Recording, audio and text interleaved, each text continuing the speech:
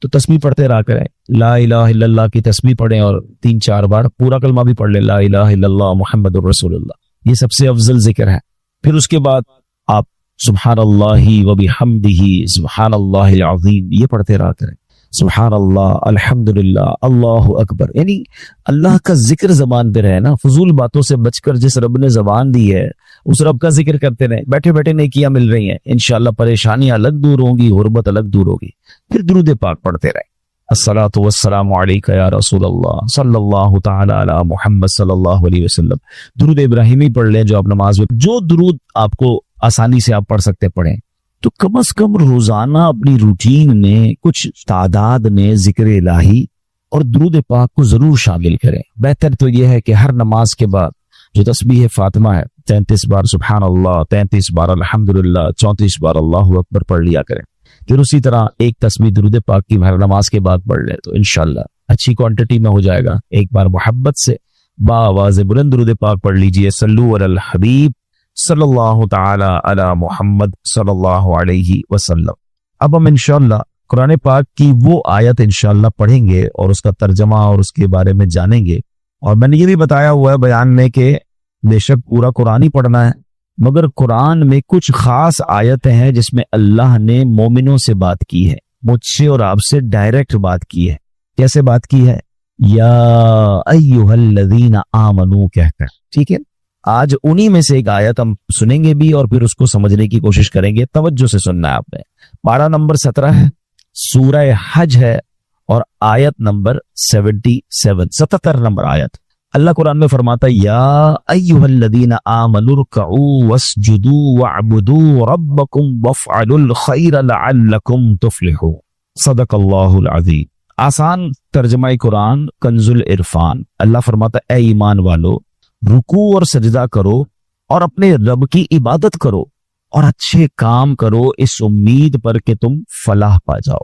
اب آتے ہیں اس آیت کی طرف جو ہم نے آیت تلاوت کی. 17واں پارہ ہے, سورہ حج ہے اور 77 آیت نمبر ہے.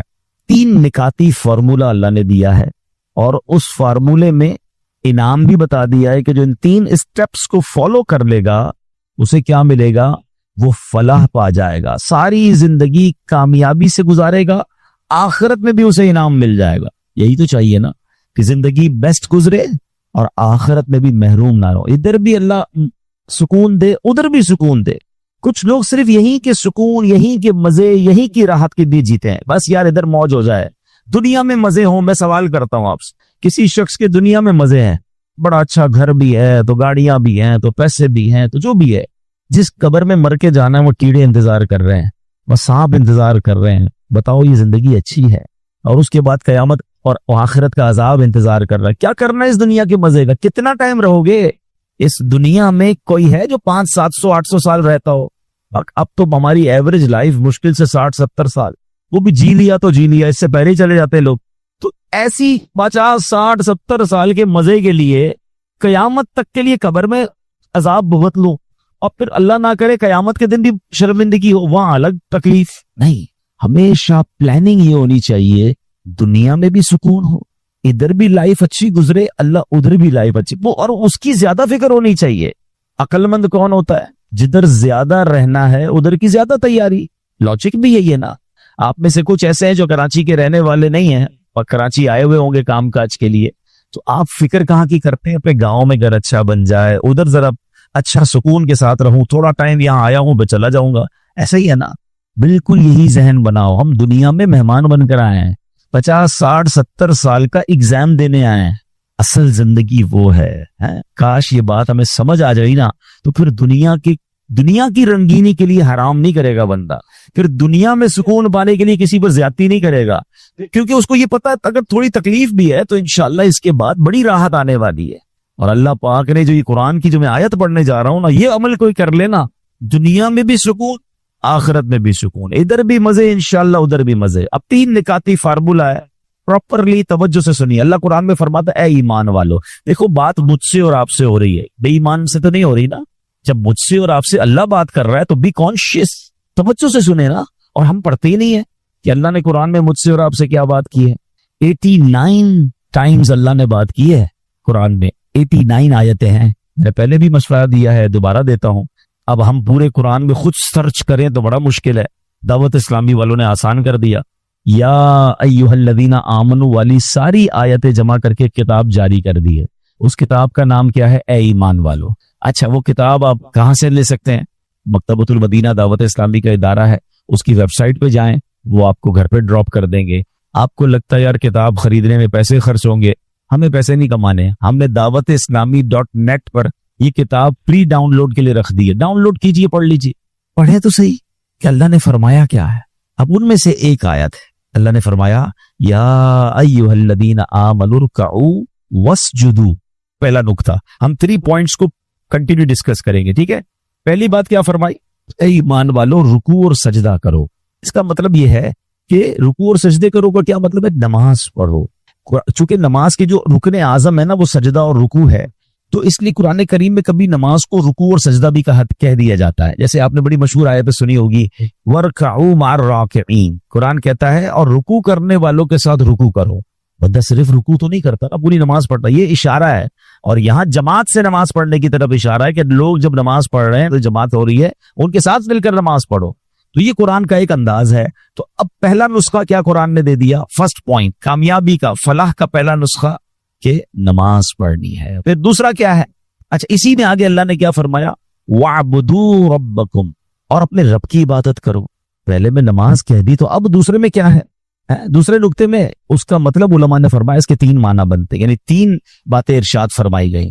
اے ایمان والو، کامیابی پانے کے لیے خالصتاً اللہ پاک کی عبادت کرو. عبادت کرنی ہے مگر اللہ کے لیے، ریاکاری، دکھاوا، لوگوں کو پتا چلے میرا نام ہو جائے، نہیں، اللہ کے لیے خالصتاً. یہاں اس سے ایک مراد یہ ہے. پھر فرمایا اے ایمان والو، نماز کے علاوہ جتنی قسم کی عبادتیں ہیں، صرف نماز تو عبادت نہیں ہے نا، روزہ ہے، زکوٰۃ ہے، اگر حج فرض ہے تو حج کرو، تلاوت کرو، درود پاک پڑھو، ماں باپ کی خدمت کرو، وغیرہ وغیرہ. اب یہ عبادتیں بجا لاؤ. یہاں دوسرا نقطہ یہ ہے. اس کی تیسری بات علماء نے یہ فرمائی کہ اے ایمان والو، کامیابی پانے کے لیے عبادت کرو، پورے اخلاص کے ساتھ کرو، مگر ساتھ ساتھ گناہوں سے بھی بچتے رہو. یہ بڑا مسئلہ ہے. ہم عبادت تو کر لیتے ہیں، ابھی دیکھیں نا رمضان آئے گا تو ماشاءاللہ تقریباً لوگ جن کو اللہ پاک نے ہدایت دی ہے وہ نماز بھی پڑھتے ہیں، روزے بھی رکھتے ہیں، تراویح بھی پڑھتے ہیں، لیکن گناہ سے بچنے والی جو سائیڈ ہے نا، ہم اس کو نہیں دیکھ پا رہے ہو. اور یہ بہت ضروری ہے. اس کو آپ آسان لفظوں میں یوں سمجھیں کہ آپ کبھی ڈاکٹر کے پاس جائیں اور آپ کہیں میرا گلا بڑا خراب ہے، اور ڈاکٹر آپ کو گلے کی دوائی دے. اب تھوڑے دنوں بعد جائیں کہ ڈاکٹر صاحب ساری دوائی پی لی، ابھی تک گلا ٹھیک نہیں ہوا. ڈاکٹر صاحب کہیں کہ بھائی آپ نے کوئی ٹھنڈے پانی سے اور کھٹے سے پرہیز کیا تھا؟ تو آپ کہیں نہیں، میں تو دوائی بھی ٹھنڈے پانی سے ہی پیتا ہوں. تو ڈاکٹر کیا کہیں گے؟ آپ اور 2-4 ڈبے بھی کھا لیں پھر بھی آپ کا گلا ٹھیک نہیں ہونا. دوائی کے ساتھ ساتھ پرہیز بھی تو ضروری ہے نا. اب اس کو اس طرح سمجھیں کہ ہم دوائی تو لے رہے ہیں نمازیں پڑھ کے، روزے رکھ کے، مگر پرہیز نہیں کر رہے، گناہ بھی کر رہے ہیں، دونوں ساتھ چلا رہے ہیں. نہیں، قرآن کیا کہتا ہے؟ اے اللہ کے بندو، اللہ کی عبادت کرو مگر گناہ سے بھی بچو. اور اب آئیے آگے چلتے ہیں. ایک حدیث پاک سے اس بات کو ذرا اور سمجھ لیں گے تو اور بات کلیئر ہو جائے گی. پیارے آقا علیہ الصلوۃ والسلام نے حضرت ابو ہریرہ رضی اللہ تعالیٰ کو نصیحت فرمائی، کن ورعن تکن اعبد الناس. اے ابو ہریرہ، پرہیزگار ہو جاؤ، گناہوں سے بچتے رہا کرو، سب سے بڑے عبادت گزار ہو جاؤ گے. ہم کیا سمجھتے ہیں؟ بہت زیادہ عبادت کرنے والا عبادت گزار ہوتا ہے. یقیناً عبادت کرنی ہے مگر گناہ سے بچنا از ویری امپورٹنٹ. یہ دونوں ملیں گے تو سمجھ لیں اس کی برکتیں ملیں گی. اس کو اور اچھے انداز سے سمجھیے. حضرت عمر فاروق رضی اللہ تعالیٰ عنہ مسلمانوں کے دوسرے خلیفہ ہیں نا، لوگوں سے خود آپ نے ایک سوال کیا، ساتھی بیٹھے تھے آپ کے، آپ نے کوشچن کیا ای الناس افضل، لوگوں میں سب سے افضل بندہ کون ہے؟ لوگوں نے عرض کی نمازی افضل ہے. تو آپ نے فرمایا نہیں، نمازی بھی بعض دفعہ گناہ کرتا ہے، نیکیاں بھی کرتا ہے. یہ بھی تو ممکن ہے کہ نماز بھی پڑھے اور بہت سارے گناہوں میں مبتلا بھی ہو. فرمایا نہیں، صرف نمازی افضل نہیں ہو سکتا. لوگوں نے عرض کی راہ خدا میں لڑنے والا، جہاد کرنے والا. فرمایا یہ بھی گناہ بھی کرتا ہے، نیکیاں بھی کرتا ہے. تو لوگوں نے کہا روزہ دار افضل ہے.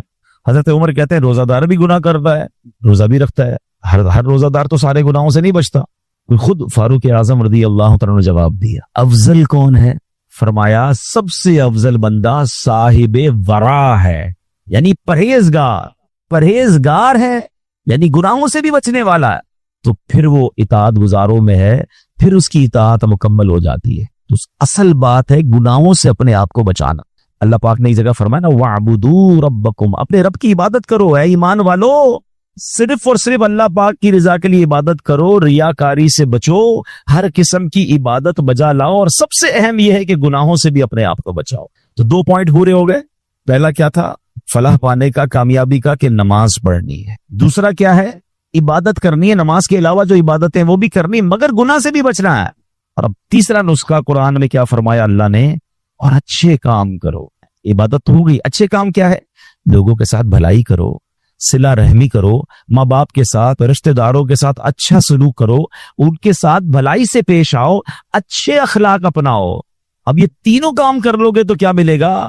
قرآن آگے انعام بھی بتا رہا ہے، لعلکم تفلحون، اس امید پر کہ تم فلاح پا جاؤ۔ تو اے میرے پیارے اسلامی بھائی، بیوٹیفل فارمولا اور سکسیس۔ آج کل کہتے ہیں نا کوئی سکسیس کا فارمولا بتائیے، سکسیسفل سٹوری بتائیے۔ میں تو آپ کو اللہ کے کلام سے بتا رہا ہوں، جس رب نے ایمان والوں کو خود فارمولا دے دیا، 3 کام کر لو فلاح پا جاؤ گے۔ تو اب پریکٹس کرنے کا مہینہ آ گیا ہے، یعنی ماہ رمضان ہم پر پتہ ہے کتنی بڑی مہربانی کی گئی ہے، ثواب بڑھا دیا۔ کتنا ثواب بڑھا؟ لوگ کہتے ہیں نا یار کوئی پیکج بتاؤ، کوئی ڈیل بتاؤ، کوئی جناب آفر آئی ہوئی ہے، لوگ بڑا اس پہ ایکسائٹڈ ہو جاتے ہیں کہ فلاں کمپنی نے فلاں تاریخ کو آفر لگائی ہے، بھائی جلدی جلدی کر لو۔ رمضان کی آفر سنو گے؟ ہاں سبحان اللہ، رمضان کی جو آفر ہے نا، میں کہتا ہوں کمال ہے۔ حدیثوں میں مضمون ملتا ہے کہ رمضان میں نفل کا ثواب فرض کے برابر، فرض کا ثواب 70 گنا کر دیا جاتا ہے۔ رمضان میں روزہ دار کا سونا بھی عبادت ہے۔ رمضان میں روزہ دار کے منہ سے افطار سے پہلے جو بو آتی ہے وہ اللہ کے نزدیک مشک کی خوشبو سے زیادہ بہتر ہے۔ رمضان کی پہلی رات جب آتی ہے، اللہ اس امت پر نظر رحمت فرماتا ہے، اور اللہ جس پر نظر رحمت فرمائے اسے کبھی عذاب نہ دے گا۔ رمضان میں روزانہ افطار کے وقت 10 لاکھ گناہگار جہنم سے آزاد کر دیے جاتے ہیں۔ کیسے پیکج ہے؟ اچھا، رمضان میں جب جمعے کا دن آتا ہے، یعنی جمعرات کی مغرب سے جمعہ کی مغرب تک ہر گھڑی 10 لاکھ بخشے جاتے ہیں۔ مطلب وارے نہیں آ رہے ہیں نا ساری زندگی میں، اور آپ دعا کرتے ہیں یا اللہ ہماری پکار سن لے، ہماری دعا سن لے۔ رمضان کی راتوں میں فرشتہ آواز لگاتا ہے کوئی مانگنے والا کہ اس کی دعا قبول کر لی جائے، ہے کوئی توبہ کا طلبگار اس کی توبہ قبول کی جائے۔ مگر سچ بتاؤ اس اسکیم سے کتنے لوگ فائدہ اٹھاتا؟ پھر رمضان کا پہلا عشرہ، عشرہ رحمت، دوسرا عشرہ، عشرہ مغفرت، آخری عشرہ جہنم سے آزادی کا عشرہ، آخری عشرے میں 5 طاق راتوں میں ایک رات وہ جسے لیلۃ القدر کہا گیا، 1000 مہینوں سے بہتر رات۔ اللہ اکبر، کتنی مہربانی کی اللہ نے ہم پر، یعنی ہر وہ سامان کر دیا گیا کہ میرا بندہ بخشا جائے۔ مگر سچ بتاؤ جو اس میں بھی نہ بخشا گیا، جو اس میں بھی غفلت کر لے تو اس کا کیا بنے گا؟ پلیز اس آفر کو ضائع مت کرنا۔ دیکھیں ہمیں نہیں پتا پھر رمضان ملے نہ ملے، پچھلے سال کئی لوگ تھے جو ہمارے ساتھ تھے، اس سال نہیں ہے، کیا پتا اگلے سال ہم رمضان میں نہ ہو، ہمارے بارے میں باتیں ہوں کہ یار ہمارے ساتھ تھا ہمارا بھائی، اب نہیں ہے۔ تو اس رمضان کو غنیمت جاننا ہے، اپنی زندگی میں تبدیلی لائیں۔ زندگی پڑی ہے کھانے، گھومنے پھرنے، کمانے کے لیے۔ لوگ رمضان میں پیسے کمانے کی پلاننگ کرتے ہیں، نہیں، ساری زندگی پڑی ہے یار یہ کام کرنے کے لیے۔ اس مہینے میں عبادت، اللہ کو راضی کرنا ہے۔ اتنے گناہ ہیں، اتنی خطائیں، اب تو توبہ کرنی ہے نا۔ اب آپ سوچیں کہ یہ جو میں نے قرآن کا فارمولا بیان کیا، 3 نکاتی فارمولا، یہ رمضان میں اگر میں پریکٹس کر لوں کہ رمضان میں نمازیں پڑھوں اور عبادتیں کروں، اچھے کام بھی کروں، گناہوں سے بھی بچوں، تو انشاءاللہ میرا رب اللہ کی رحمت سے امید ہے مجھے فلاح پانے والوں میں شامل فرما لے گا۔ تو اپنی زندگی میں اپنی تبدیلی لانی ہے۔ اچھا، اب یہاں ایک اور بڑا پرابلم ہے، ہم رمضان کی فضیلتیں بیان کر رہا تھا نا۔ رمضان میں ہمیں یہ جو پہلی بات قرآن نے فرمائی کہ اے ایمان والو رکوع اور سجدے کرو، تو رمضان میں نیت کریں کہ ساری نمازیں باجماعت پڑھیں اور پوری تراویح پڑھیں۔ ہاں یہ بڑی گڑبڑ ہو گئی ہے، آج کل لوگ تراویح میں ڈنڈی مارنا لگ گئے۔ ایک تو ٹرینڈ آ گیا 3 روزہ تراویح، 5 روزہ تراویح، 7 روزہ تراویح۔ ٹھیک ہے اگر آپ 3 روزہ 5 روزہ پڑھ رہے ہیں، لیکن اس کا مطلب یہ نہیں کہ اس کے بعد باقی تراویح معاف ہو گئی ہے۔ تراویح چاند رات تک، عید کی چاند نظر آنے سے پہلے پڑھنی ہے۔ جس دن چاند نظر آ گیا اس دن نہیں پڑھنی، باقی پڑھنی ہے، اور 20 رکعت پوری پڑھنی ہے کہ یہ سنت مؤکدہ ہے۔ اچھا، اس کے علاوہ سمجھیے نا، حدیث پاک میں آتا ہے جس کا مضمون ہے کہ جو رمضان میں ایک سجدہ کرے اس کو ایک سجدے کے بدلے 1500 نیکیاں ملیں گی۔ ہر سجدے پر جنت میں سرخ یاقوت کا محل عطا فرمایا جائے گا۔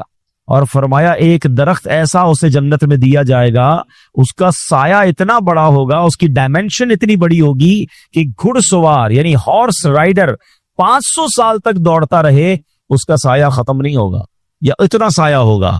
اب مجھے بتاؤ، یہ ہر سجدے پر انعام۔ مبارک ہونے جو پوری تراویح پڑھتے ہیں، 20 تراویح پڑھیں تو کتنے سجدے ہو گئے؟ 40 سجدے ہو گئے۔ 40 سجدے پر 1500 نیکیاں ملے تو 60,000 نیکیاں، 40 جنت کے گھر، 40 جنت کے درخت ملتے ہیں اس کو جو پوری تراویح پڑھتا ہے۔ اب کچھ لوگوں نے 8 پڑھ کے چلے جانا ہے، تو خود سوچے کتنا بڑا لاس کر رہے ہو اپنا۔ جو پڑھتے ہی نہیں وہ خود سوچے میں کتنا، بلکہ میں تو کہتا ہوں صرف تراویح کیوں، تہجد پڑھنا رمضان میں آسان ہو جاتا ہے۔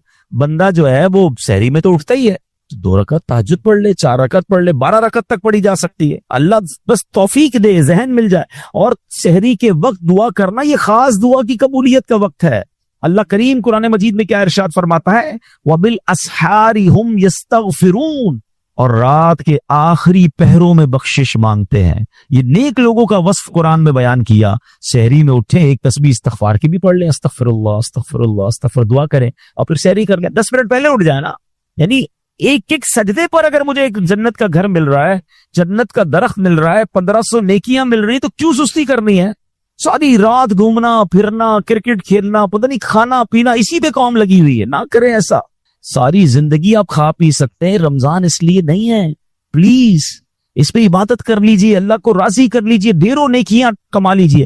میں چوٹ کرنے کے لیے، سمجھانے کے لیے کہہ رہا ہوں۔ چلے ہماری اس مسجد میں اگر ہم ایک اعلان کر دیں، کوئی بڑے صاحب آ جائیں اور اعلان کر دیں کہ بھائی اس رمضان میں جتنے لوگ تراویح پوری پڑھیں گے، 20 رکعتیں پڑھیں گے، جاتے جاتے 60 ہزار روپے کیش اور 2 لفافے میں دیے جائیں گے، اور ایک DHA کا پلاٹ دیا جائے گا۔ مجھے بتاؤ اس مسجد میں جگہ تو چھوڑے، روڈے ووڈے سب بھر جائیں گی نا، اور لوگ پھر آخری دن دعا بھی کریں گے، یا اللہ 29 کا چاند نہ دکھے، 30 کا دکھے، ایک پلاٹ اور مل جائے گا، ایک 60,000 کا لفافہ اور مل جائے گا۔ ویسے لوگ یہی دعا کر رہے ہوتے ہیں جن کو روزے بھاری پڑتے کہ 29 میں رمضان چلا جائے، معاذ اللہ۔ ارے ایک دن اور مانگ لو یار۔ اب میں چوٹ کر رہا ہوں آپ کو، 60,000 روپے روز تراویح پہ ملے اور ایک DHA کا پلاٹ ملے، ہر بندہ پوری تراویح پڑھے گا۔ میں آپ کے نبی کا حدیث سنا رہا ہوں آپ کو، ہر سجدے پر 1500 نیکیاں ہیں، ہر سجدے پر ایک جنت کا گھر ہے۔ یار کیا دنیا کی چیزیں ہمیں کام آئیں گی؟ ہم کیوں دنیا کی اسکیم کے لیے ریڈی ہیں اور جنت کے خزانے بٹ رہے ہیں اور ہم بھاگ جاتے ہیں؟ اچھا آتے ہیں کچھ لوگ نا، رمضان میں ہم نے ٹرینڈ دیکھا ہے، پہلے 3-4 دن مسجد فل ماشاءاللہ، اور چوتھے دن سے ایک صف پیچھے سے کم ہونا شروع ہوئے گی، اور آہستہ آہستہ پھر 15-17 رمضان تک نمازی کم ہو جائیں گے، پھر آخری طاق راتوں میں جوش آئے گا تو آئیں گے۔ ایسا نہ کرو یار پلیز۔ آپ اس بار پنکچوئل جم کے عبادت کریں کہ نہیں کچھ بھی ہو جائے، بلکہ رمضان میں پریکٹس کرنی ہے کہ اس بار ایسی عبادت کی عادت پڑ جائے کہ پھر رمضان تو چلا جائے، ہم مسجد سے جڑ جائیں گے انشاءاللہ، ہم نماز قضا نہ کریں، ہم عبادت میں دل لگا لیں۔ یہ تو ہماری اور آپ کی پریکٹس کروانے آ رہا۔ تو اس بار رمضان میں یہ ذہن بنا لے کہ بس میں نے نیکیاں سمیٹنی ہیں اور میں نے اللہ کو راضی کرنا ہے۔ اللہ اکبر، نماز اوابین بھی ادا کیا کرے۔ آؤ اس کی فضیلت بتاؤں۔ یہ کیا طریقہ ہوتا ہے کہ آپ مغرب پڑھے تھے نا، 3 فرض پڑھتے ہیں، 2 رکعت سنت پڑھا کریں، 2 رکعت نفل پڑھیں، اور 2 رکعت اوابین کی نیت سے پڑھ لی، ٹوٹل 6 رکعتیں ہوتی ہیں۔ اور سبحان اللہ حدیث پاک میں ہے، جس نے نماز مغرب کے بعد 6 رکعتیں اس طرح پڑھی کہ کوئی بری بات نہ کی، تو اس کے حق میں 12 سال کی عبادت کرنے کے برابر ہے۔ کتنی دیر لگتی ہے؟ فرض تو پڑھتے ہی ہیں، کچھ لوگ سنتیں بھی پڑھتے ہیں۔ اب انشاءاللہ رمضان میں بھی نیت کروں، اب بھوک تو لگی